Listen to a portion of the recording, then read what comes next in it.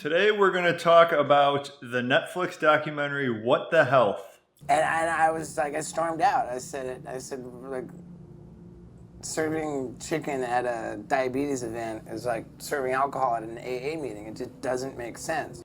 So we've been getting questions from people asking us what our take on it is, not like specifics, but like just generally what our take is. Mm-hmm. And we hadn't seen the documentary. I knew what it was kind of about. I didn't. This is a documentary made by Kip. Is his first name Kip? Kip Anderson. Kip Anderson. And he is also the director of Cowspiracy, which was another similar film. Right. Vegan-based. Vegan-based. Yeah. First thing is documentaries like this. We've all bought into them. We've all been sucked in. I know for me, I watched this one documentary when I was 12 years old. It's called Loose Change. It's about how the Twin Towers was an inside job. So that one hooked me. I bought into that hardcore. Really? Yeah. I gotta watch that. And another one is Making a Murder. If you guys have watched that, yep. He did it. The facts of the case are he clearly did it. But the documentary, you would never believe that. You'd believe whoa, the cops are corrupt. Yeah, they punctured the vial and they placed his blood at the scene. They placed the key in the house. They punctured the vial to do DNA testing. So this documentary is a lot like those. It just cherry picks the facts that make its case and completely ignores the plethora of evidence against its case. The big thing I want to touch on at the very start is the moving goalposts throughout the entire documentary. This is the biggest thing I picked up on. They start out with the very basic thing we can all agree on. Processed food, bad. That's the first thing. They're oh, okay. Right. Of a lot course. of sodium in the content. It's not great. Yeah. So sure, we all combine to that. And then at the half hour mark, it's oh yeah, meat, chicken, fish, beef, all that is also bad. Chicken is the worst. And then it concludes with just vegan distance runners running off into the sunset. So it just shifts the goalpost into processed food is bad to being a vegan is the only way of life. Yes. Yeah. One more note is I was a vegetarian for a while. I kind of get it's different than being on a keto diet. Being a vegetarian, you feel some obligation to be an evangelist about it because it's such an ethical thing for vegetarians and vegans to where I don't want you to eat meat either because in my view, it's very wrong. And if I can convince you to be a vegetarian, I'm doing good for the world. Right. So there's that at play where there's not really that at play for trying to get people to do keto. It's just your health will be better. So I get it, but it doesn't excuse the fact that it's just totally cherry picking statistics. Which we'll go into. And then one more point I think is important to note, which I didn't know. And as I was watching, I asked Matt, but then I looked it up. All of the doctors or the speaker, for most of the part, the speakers in the documentary are vegans themselves. You could say that these scientists or doctors are vegans because of what they've learned too. Kip could have easily brought on non-vegan doctors to drive home the same points he wanted and to make it more neutral seeming. How about not just driving home points? How about actually let's be on a team and figure out what's right? Right. That's why when the team is full of vegans, I'm just okay, well I know what their agenda is. Yeah, this is a propaganda film. Not to demean it, we want this to be an actual discussion on the film. But there's an agenda. Yeah, there's clearly an agenda. And the funny part is that at a point in the film, we'll probably get to this later too, but he's look at the American Heart Association. They are funded by all of these meat corporations and dairy corporations. And then it's you look at his film and it's executive produced by Joaquin Phoenix and vegan, just all vegans across the board. It's the same thing. He just doesn't see that. But we can go through the film, how we feel about it. Sure. Really, the first half hour is most of the good stuff. So yeah, let's do it. They have some really classy scenes in this too. Another thing is confirmation bias. Clearly, they made this film heavily influenced by confirmation bias. It's where you want to reaffirm your own beliefs. If you're a Democrat, you listen to liberal news outlets. If you're a Republican, you listen to Fox News. So it's just like that. You only want your beliefs reaffirmed. You don't want to learn new things that might challenge your beliefs. It's also good to watch this film being on a keto diet to actually have critical thinking and not just be like, these are dumb vegans. Right. Like, you want to check yourself every once in a while and be like, am I doing the right thing? Like, what's going on here? Yeah. Early on in the film, they hit you with this statistic, real hard-hitting stat. The experts concluded that each 50-gram portion of processed meat eaten daily increases the risk of colorectal cancer by 18%. Dang, 18% increase? That's staggering. This is a common theme throughout this documentary, is the absolute risk versus the relative risk. So they're using the statistic that sounds the most shocking to you. Really, you have a 5% chance of getting colorectal cancer, and every 50-gram portion of processed meat increases it up to 6%. So it's a 1 percentage point increase. And that's because it's 18% of the 5%. Yeah. So the absolute risk is 1% increase, which is not ideal. Like, you don't want to be increasing your chance of getting colorectal cancer by 1%. That's processed meats. But the way they present it leads you to believe that it's a lot more than 1%, which is an issue for most documentaries. And something to keep in mind with all these statistics is, think of the lifestyle of people that are eating more processed meats. Generally, they're living a less healthy lifestyle by and large. It's not just like they're doing everything right and then they're adding in a couple extra ounces of processed meat throughout the day.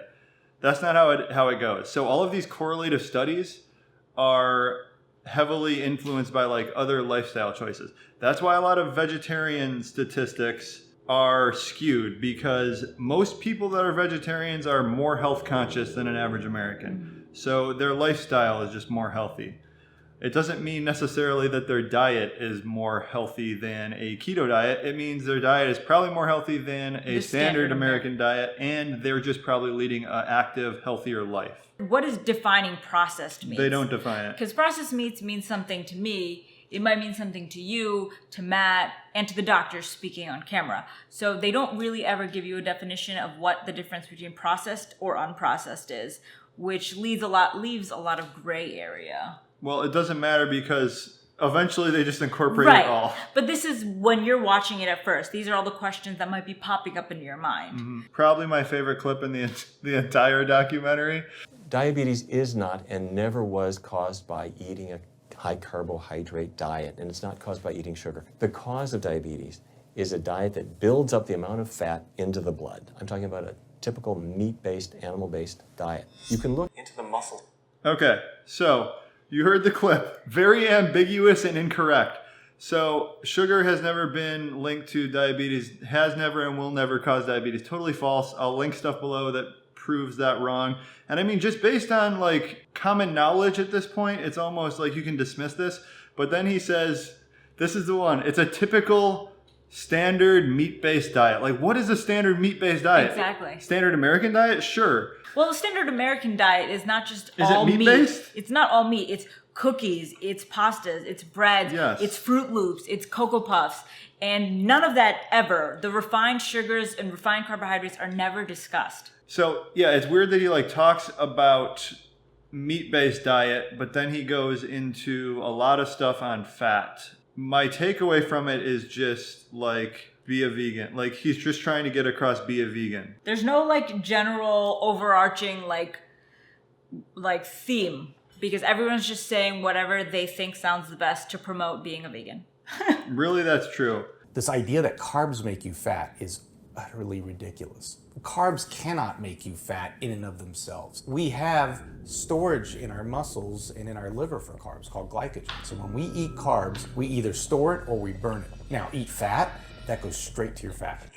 Okay, so this is just false science straight up. So you eat carbs. Carbs in and of itself cannot make you fat. Well, you can't really just eat carbs. Carbs are either used or stored as glycogen, which is true if you're at like at maintenance calories or a deficit. But most Americans are not. Most Americans are eating a surplus, and the excess sugar is stored at fat, and it tells your body to store fat. When your glycogen stores are full, the rest that's still intake is stored as fat. Spills over, essentially. It's kind of the spillover theory, and it's stored. So, also, we're not scientists, but this is pretty common understanding at this point. And like the diagram they show is just completely false. Like, it shows you eating fat, and then it's like, when you eat fat, it This just stores on happens. your body, which is the furthest thing from this truth. Fat is the hardest thing to store as body fat, unless it's eaten like with a bunch of carbs. Yeah. Which it seems like they're debunking the standard American diet, which doesn't need to be debunked. That's clearly bad. On a vegan diet, which is like usually like 80% carbs and like plants and stuff, yeah, you don't have that issue really because you're usually eating at a deficit, but most Americans aren't. So what do you hate about Kip and Love?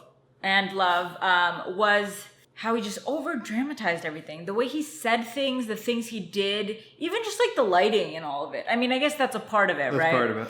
But he called like 4 different foundations. This is my favorite part. American Heart Association, Diabetes Association, Susan G. Komen. Like, he just called every single one, and he would just call the hotline or support line. And as soon as the first person picked up, who's likely a minimum wage employee who knows nothing about like what he's talking about, he asks the most absurd questions like, you have this and this on your website. It's a group 1 carcinogen, the same as plutonium. Do you understand that this could kill people? Why would you do such a thing? And it's like he's confronting these poor people. And when they can't answer, dramatic pause. Yeah, and then, dramatic pause. No one can answer these questions. Exactly. And it's like, no, you're talking to like an operator, bro. I mean, he's basically calling the Comcast tech support and being like, what do you think of the new merger with like AOL? Like, Right. do you think the revenue split's good? I know. And it used that as actual footage Yeah. to convince me to become a vegan. Like, that is just so unsound. It's basically like you're building a case on someone with no physical evidence. You're just doing like the brute force, like, let's throw in a clip of Steve-O being appalled by barbecue chicken. That'll add to our case. Let's throw in like a couple scientists, a couple vegan scientists. That's all it really is. And then we'll just cap it off with 15 minutes of vegan endurance runners at the end. So there was a guy who was imprisoned and had an interview. And if you've seen it, you saw him. He was imprisoned, and it said he was an activist, right? So like he'd done a lot. He was supporting animals, and like you think he's this great, wonderful guy, but in actuality, He probably got imprisoned because he chained himself to a tree that they were about to tear down. Is that what it was? no. No? Okay, what was it? It was harassment Oh. and like firebombing people's house. He was threatening people, like head people of like committees and stuff. And that is not okay. Whether, you want to be a vegan or you like, It's that's fine. not okay. I mean, it's not good, but don't put it in your film and make it seem like he got arrested for Being an activism. activist. Being an Yeah. activist. So there's also a lot of stuff about the funding behind everything, which is like, there's one scene which is like the Dairy Corporation at their board meeting was like, we need to disseminate through the media that dairy is not as bad as it's cracked up to be.